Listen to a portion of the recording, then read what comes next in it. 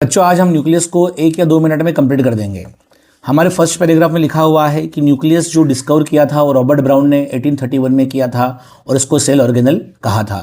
उसके बाद Fleming scientist आए। फ्लेमिंग साइंटिस्ट ने बेसिक डाई से कलर करके क्रोमेटिन इसका नाम दिया। उसके बाद हमारे एनसीईआरटी में यहाँ लिखा हुआ है लास्ट में कि जनरली तो न्यूक्लियस पर सेल एक ही होता है, लेकिन इसके नंबर वेरिएबल होते हैं। और कुछ ऐसे एग्जाम्पल्स आप बताइए जहाँ पर न्यूक्लियस का नंबर ज़्यादा हो सकता है। तो इसके एग्जाम्पल 2 है। पैरामीशियम के अंदर 2 न्यूक्लियस होते हैं, एक छोटा और एक बड़ा न्यूक्लियस होता है। और जो फंगस होते हैं उसमें जो फाइकोमाइसेटेज होती है उसके अंदर भी न्यूक्लियस का नंबर ज़्यादा होता है। हालांकि कुछ एग्जाम्पल ऐसे भी है हमारे पास, जैसे कि मैच्योर मैमेलियन एरिथ्रोसाइट जो आरबीसी मैच्योर होती है उसके अंदर भी न्यूक्लियस नहीं होता है। और उसके बाद में अगर हम बात करें तो फ्लोएम के अंदर जो स्यूटिव होती है उसके अंदर भी न्यूक्लियस नहीं होता है। सेकेंड पार्ट हमारी एनसीईआरटी में लिखा हुआ है कि जो इंटरफेज का न्यूक्लियस होता है, जो नॉन डिवाइडिंग सेल का न्यूक्लियस होता है, उसके वो 3 पार्ट से मिलकर बना होता है। अंदर जो फ्लूइड है उसे न्यूक्लियर मैट्रिक्स कहते हैं। जो थ्रेड लाइक स्ट्रक्चर है, जो काफ़ी एलाबोरेट दिखाई दे रहा है, काफ़ी एक्सटेंड दिखाई दे रहा है, इसे क्रोमेटिन कहते हैं। और अंदर ये जो स्फेरिकल स्ट्रक्चर है इसे न्यूक्लियोलस कहते हैं। इसका 1 या 1 से ज़्यादा नंबर भी इसके हो सकते हैं। उसके बाद में अगर हम न्यूक्लियोलस की बात करें तो न्यूक्लियोलस को लास्ट पैराग्राफ में एनसीईआरटी ने एक्सप्लेन किया है कि जो न्यूक्लियोलस होता है वो मेम्ब्रेनलेस स्ट्रक्चर है। और अगर मेम्ब्रेनलेस स्ट्रक्चर है तो फिर स्वाभाविक सी बात है कि इसका जो फ्लूइड होगा वो बाहर न्यूक्लियस के फ्लूइड के साथ कंटिन्यूस होगा। तो एनसीईआरटी में लिखा हुआ है कि न्यूक्लियोप्लाज्म के साथ इसका फ्लूइड कंटिन्यूस होता है। आप सब जानते हैं कि ये जो न्यूक्लियोलस है इसमें कुछ थ्रेड्स, कुछ क्रोमेटिन अंदर जा रहे हैं और जो क्रोमेटिन अंदर जा रहे हैं वो आरआरएनए बनाते हैं और आरआरएनए फिर फर्दर राइबोसोम के सब यूनिट्स बनाता है। और आप सब जानते हो कि जो राइबोसोम्स अगर ज़्यादा होगा किसी सेल में तो प्रोटीन का स्ट्रक्चर भी ज़्यादा होगा।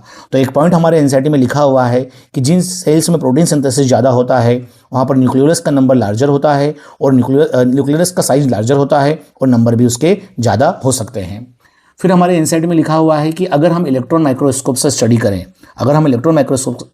स्टडी करें तो आप देखोगे कि न्यूक्लियस के अंदर डबल मेम्ब्रेन होती है। न्यूक्लियस की जो मेम्ब्रेन होती है वो डबल मेम्ब्रेन होती है और उन मेम्ब्रेन के बीच में जो जगह होती है उसे पेरी न्यूक्लियर स्पेस कहते हैं, जो 10 से 50 नैनोमीटर का इसके बीच में स्पेस हो सकता है और ये दोनों पैरेलल होती है। आउटर मेम्ब्रेन की बात करें तो वो एक्सटेंड है और वो एक्सटेंड हुई है एंडोप्लाज्मिक रेटिकुलम में। और ये जो एंडोप्लाज्मिक रेटिकुलम है ये राइबोसोम रखने वाला एंडोप्लाज्मिक रेटिकुलम है, मतलब ये रफ एंडोप्लाज्मिक रेटिकुलम है, मतलब इसमें राइबोसोम है। तो हमारी जो आउटर न्यूक्लियर मेम्ब्रेन है उसके ऊपर भी राइबोसोम होते हैं। उसके बाद में इन्होंने एक पॉइंट ये भी लिखा हुआ है कि जहाँ भी हमारी न्यूक्लियस मेम्ब्रेन फ्यूज होती है वहाँ पर पोर बनता है और उस पोर में से आरएनए और प्रोटीन का एक्सचेंज होते रहता है, मतलब आरएनए और प्रोटीन का बायडायरेक्शनल मूवमेंट होता है। एनसीईआरटी के इस पैराग्राफ में लिखा हुआ है कि जो क्रोमेटिन होता है वो क्रोमेटिन लूज और इनडिस्टिंक्ट होता है, मतलब कि काफ़ी लूज दिखाई दे रहा है आपको और साथ ही साथ में कोई आपको समझ में नहीं आ रहा है कि एंड्स इसके कहाँ पर स्टार्ट हो रहे हैं, कहाँ खत्म हो रहे हैं। और तो जब सेल इंटरफेज स्टेज में होती है, जब डिवीजन नहीं करना होता है, तब तो डीएनए इस क्रोमेटिन के फॉर्म में दिखाई देता है। लेकिन जैसे ही सेल डिवीजन करने लगती है तो ये जो क्रोमेटिन है कंडेंस हो जाते हैं और क्रोमोसोम बनाते हैं और न्यूक्लियस की जगह क्रोमोसोम्स आ जाते हैं।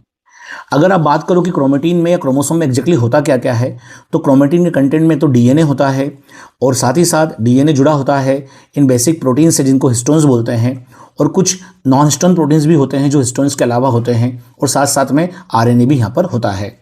एक पॉइंट हम यहाँ पर ये भी समझोगे कि ह्यूमन सेल की अगर बात करें, सिंगल ह्यूमन सेल की, डिप्लॉइड सेल की बात करें तो उसके 46 क्रोमोसोम को अगर देखें तो 46 क्रोमोसोम में जो 46 डीएनए रहेंगे उन सब की लेंथ को अगर कलेक्टिवली कहें तो 2 मीटर लेंथ उसकी होती है। अब हम देखेंगे क्रोमोसोम्स को कि क्रोमोसोम्स कैसे होते हैं। तो हर एक क्रोमोसोम के अंदर ये एसेंशियल है कि बीच में एक प्राइमरी कॉन्स्ट्रिक्शन होगा जिसे सेंट्रोमियर कहते हैं और उसी से ये 2 सिलेंड्रिकल स्ट्रक्चर जुड़े हुए हैं जिसे हम क्रोमेटिड कहते हैं।